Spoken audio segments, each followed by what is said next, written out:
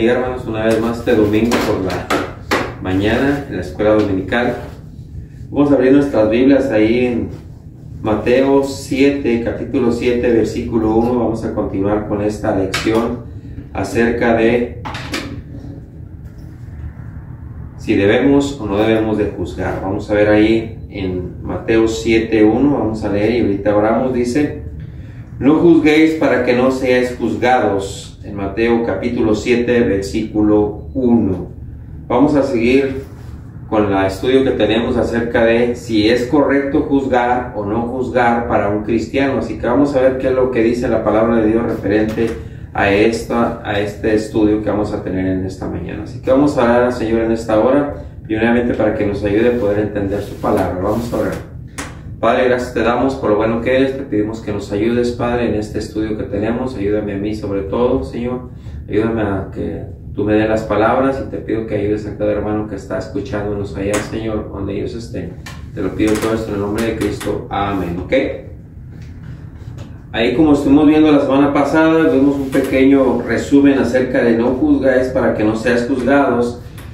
Estuvimos hablando un poquito acerca de esto, y dice una ilustración un poquito. Dice que un hermano estaba dando un estudio en la escuela dominical y él empezó a hablar, este hermano, el maestro, y él dijo que no era correcto tener relaciones sexuales antes del matrimonio.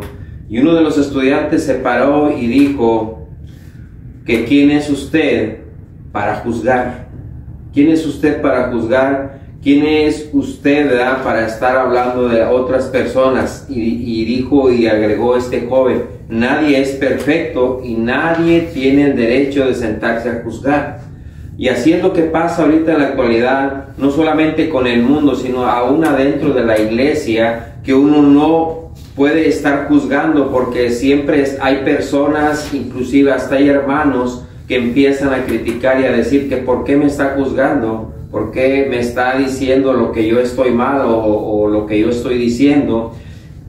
Y no están dispuestos a recibir juicio, y no podemos decir nada acerca de la inmoralidad sexual, acerca de muchas veces de si alguien vive, ¿verdad?, en pecado, si alguien está haciendo pecado, no está obedeciendo la palabra de Dios. Dice: bueno, no quiero que me juzguen. Y muchos de los cristianos caemos en esta categoría y nos cubrimos con ese texto del 7:1, no juzguéis para que no seáis juzgados. Y mucha gente utiliza este texto para abanderar todo lo que ellos hacen, no solamente el mundo, sino también dentro de la iglesia. Vamos a ver un poquito el contexto de esto aquí. Muchos dicen: bueno, pero ahí dice no juzguéis para que no seas juzgados. Entonces no me critique, no me diga, no me esté hablando de eso, porque ahí la Biblia claramente dice no juzguéis para no ser juzgados. Y utilizan ese texto mucho para refutar de las cosas malas que ellos están haciendo. Ahora, fíjense bien ahí en Mateo. Vamos a ver en Mateo 6:2. Vamos hasta el libro de Mateo 6:2. Dice,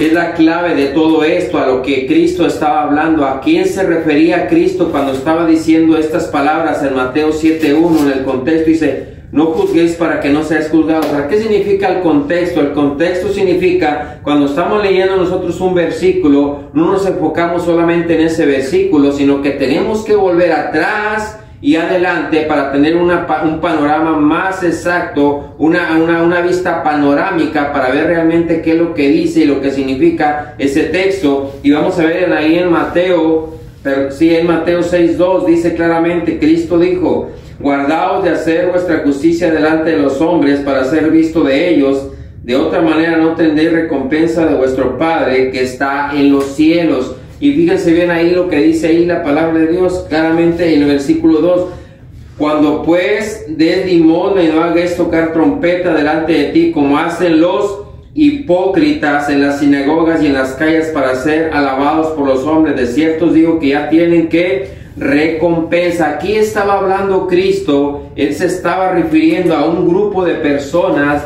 los cuales no estaban obedeciendo realmente. Ellos supuestamente se encerraban en que ellos obedecían la ley, pero realmente estaban obedeciendo la ley, pero no la estaban obedeciendo conforme a lo que era el propósito que Dios quería que obedecieran. Y aquí estaba hablando acerca de los escribas y los fariseos, y fíjense bien que utiliza mucho esta palabra Cristo, hipócritas. Esta palabra lo utiliza mucho ahí mismo en Mateo 6:5, dice: cuando ores no seas como los hipócritas, porque ellos aman el orar en pie en las sinagogas, en las esquinas de las calles, para ser vistos por los hombres. De cierto os digo que ya tienen que su recompensa. Ahí también tenemos en Mateo 6:16, dice claramente también ahí: cuando ayunéis no seas austeros como quien, como los hipócritas. Y ahí muchos versículos, el mismo Mateo 22:18, 23:13, 23:14, 23:15, 23:23, 23:25, 23:27, 23:29, 24:51, habla y da énfasis Cristo de la hipocresía de estos hombres. ¿Quién eran los escribas y los fariseos? Los escribas y los fariseos eran unos grupos religiosos de la época de Cristo que predominaban en aquel entonces, en la época de Cristo, y ellos se jactaban de obedecer la ley de Dios a su conveniencia, realmente no haciendo realmente lo que Dios realmente quería que hicieran. Y ellos entonces empezaban a hacer juicio con las demás personas, y por eso decía ahí Cristo, enfatizaba en el 7:1: no juzguéis para que no seas juzgados. Y eso se lo decía a quién, a este grupo de personas que eran los fariseos y los saduceos, estos grupos religiosos que existían en aquel entonces. Ahora, hay dos grupos de personas que están de personas que enfatizan acerca del juicio. La primera clase de personas son personas que están dispuestas a hacer juicios sobre cuestiones importantes y están determinados solamente a vivir y dejar vivir. O sea, dicen: bueno, yo para qué juzgo, para qué me meto con las personas, para qué yo discuto, para qué me meto en problemas, en dificultades. Él es mi amigo, él es un familiar, o sea que yo no puedo decir nada que ande en pecado, aunque sea cristiano, a que ande haciendo lo que sea, ande en fornicación, ande en adulterio, ande haciendo cosas incorrectas y va a la iglesia. ¿Para qué me meto yo en problemas? Voy a vivir y voy a dejar vivir a la gente como quiera. Es un tipo de personas que no quiere problemas, que no quiere dificultades, y no se atreve a juzgar, no se atreve a juzgar. Y hay otro tipo de personas los cuales se sientan a juzgar y se empiezan a ver a las demás personas y siempre están poniéndoles el dedo y siempre están juzgando y juzgando y juzgando a otras personas. Están sentadas y se creen muy importantes porque ellos quieren tener una posición más arriba que los demás, y entonces empiezan a juzgar y a juzgar a diestra y a siniestra todo tipo de personas, lo que hacen, lo que dejan de hacer. Y esos tipos de personas nunca cesan de estar juzgando. Son tipo de personas que te juzgan aunque sea la menor cosa. Están siempre sentados ahí y se sienten hasta con resentimiento y con rabia y con odio cuando no encuentran nada. ¿Para qué? Para juzgarte. Son personas que viven a la altura de sus propias convicciones, como los fariseos y los saduceos, lo que nombra aquí Cristo. Ahora, Jesús no enseña aquí que no debemos de juzgar.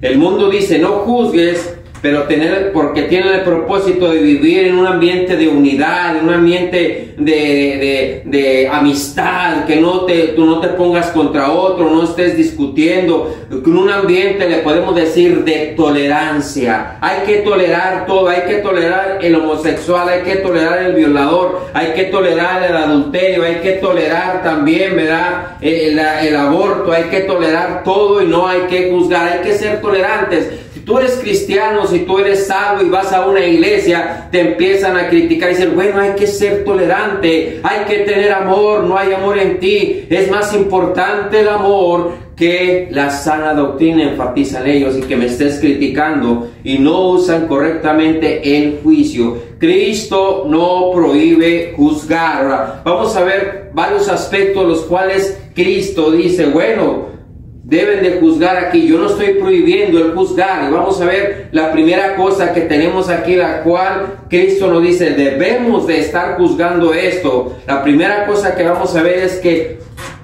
Cristo no prohíbe juzgar el carácter y testimonio de otras personas. Cristo no prohíbe juzgar el testimonio y el carácter de otras personas. Vamos a ver en Mateo 7:6, dice ahí claramente, dice, fíjese bien, fíjese bien el contexto que dice aquí, si nosotros debemos de juzgar. Cristo nos dice, no quiero que no juzgue, sino debemos de juzgar. Y dice ahí en Mateo 7:6, dice, no deis lo santo a los perros, ni echéis vuestras pelas delante de los cerdos, no sea que las pisoteen y se vuelvan y os despedacen. Ahora, ¿qué quiere decir esto? Nosotros debemos de entender primeramente qué significa esto para que nosotros también podamos juzgar. Aquí claramente dice, no deis lo santo a los perros, ni echéis vuestras pelas delante de los cerdos. Ahora, fíjense bien, aquí está, vamos a ver en Mateo 7:15, vamos a un poquito después, más adelante, vamos a ver qué significa este versículo de en Mateo 7:6. Cristo dice, bueno, tienes primeramente que ver qué significa, no deis lo santo a los perros, ni eché las pelas delante de los cerdos. Entonces tienes que saber tú esto para que tú puedas juzgar. Ahora Mateo 7:15 dice ahí la palabra de Dios, dice, guardaos de los falsos profetas que vienen a vosotros con vestidos de ovejas, pero por dentro son lobos rapaces. La primera cosa que Cristo nos está diciendo, yo no estoy diciendo que no juzguen a las personas, debemos de juzgar, claro que debemos de juzgar el carácter y el testimonio de otros hombres. ¿Cómo vamos a saber si esos hombres realmente son de Dios o no son de Dios? ¿Cómo vamos a ver si son falsos profetas o son buenos predicadores? Entonces tenemos que juzgar lo que ellos hacen. Ahí en Mateo 7:20 dice ahí la palabra de Dios, así que por sus frutos los conoceréis. Entonces, ¿cómo vamos a saber si una persona es un hombre que está realmente predicando la verdadera palabra de Dios o es un falso profeta? Ahí claramente dice, por sus frutos que los conoceréis. Entonces vamos a ver claramente lo que ellos están haciendo, lo que ellos están predicando, lo que ellos están proclamando. ¿Mediante qué? Mediante la palabra del Señor. Ahí en el 7:20 lo que vimos ahí. Ahora 21 dice, no todo el que me dice Señor, Señor entrará en el reino de los cielos, sino que el que hace la voluntad de mi Padre que está en los cielos.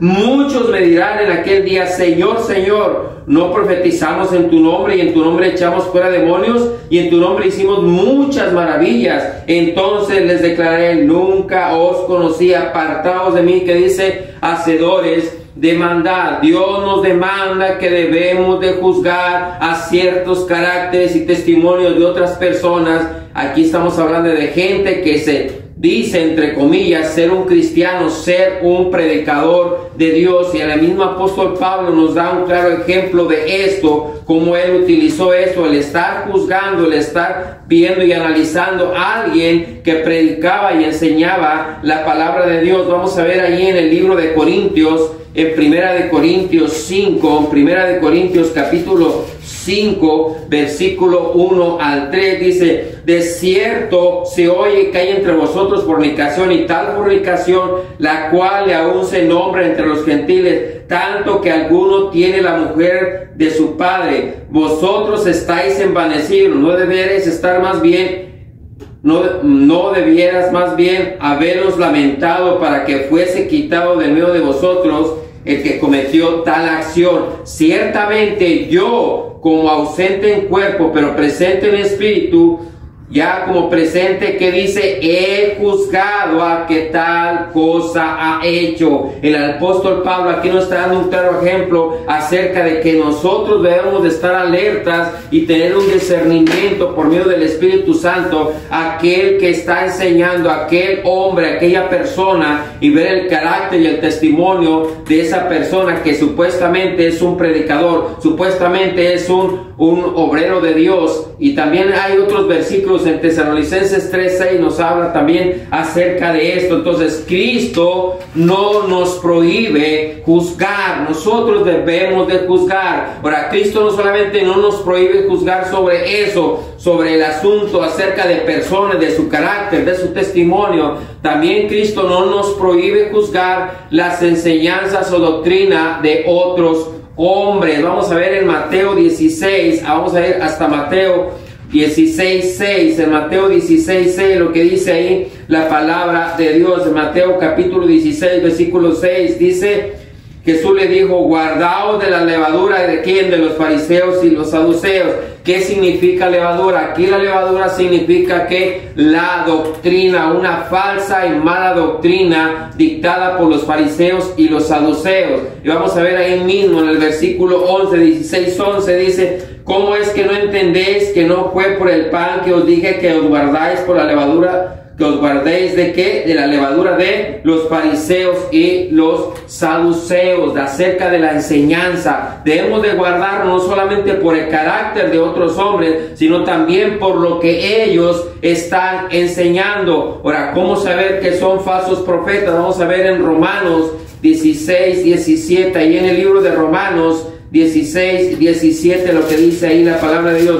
Debemos de juzgar nosotros no solamente el testimonio y el carácter de otros hombres, sino también debemos de juzgar que la doctrina y la enseñanza que ellos están dando como cristianos, que Dios nos dé discernimiento a través del Espíritu Santo, que nosotros debemos de ver y juzgar lo que ellos están enseñando. Romanos 16:17 dice ahí la palabra de Dios: mas os ruego, hermanos, que os fijéis en los que causan divisiones y tropiezos, en contra que de la doctrina que vosotros habéis aprendido y os aprendéis de ellos. Entonces debemos de tener cuidado nosotros y juzgar acerca de esas doctrinas que ahorita están predominando aquí en la tierra, aquí en el mundo, lo que nos rodean. Cada instante, cada momento salen falsas doctrinas. Si se levanta y viene contra mí un testigo de Jehová y me dice que Cristo no es Dios, me dice que no cree en la Santa Trinidad, eso es una falsa doctrina, y entonces yo debo de pararme y debo de juzgar y decir: no, la palabra de Dios no me dice eso. Vamos a ver en segunda de Juan 9:11 lo que nos dice ahí la palabra de Dios. En el libro de Juan, segunda de Juan, el versículo 9, dice ahí la palabra de Dios. Dice: cualquiera que se extravíe y no persevera en la doctrina de Cristo no tiene a Dios. El que persevera en la doctrina de Cristo, este sí tiene al Padre y al Hijo. Y si alguno viene a vosotros y no trae esta doctrina, no le recibáis en casa ni le digáis: bienvenido. Hay de aquellos hermanos que muchas veces recibimos estas falsas doctrinas y dicen: mire, yo aquí traigo la palabra de Dios, mire, yo le voy a enseñar la escritura, mire, yo le voy a enseñar acerca de un nuevo mundo. Y entonces te empiezan a envolver y tú dices: pásele, es usted bienvenido. Ahí claramente dice ahí la palabra de Dios que no es una sana doctrina, es una herejía la que traen, y nosotros debemos de juzgar. Cristo no nos prohíbe que juzguemos esa situación acerca de las falsas y malas doctrinas, que son doctrinas demoníacas y doctrinas del diablo. Ahora, no solamente Cristo no nos prohíbe que juzguemos eso, sino también, ahí vamos a ver hasta en Mateo 18:15, en Mateo 18:15 nos habla, Él no nos prohíbe juzgar acerca de qué, acerca de la doctrina dentro de la iglesia.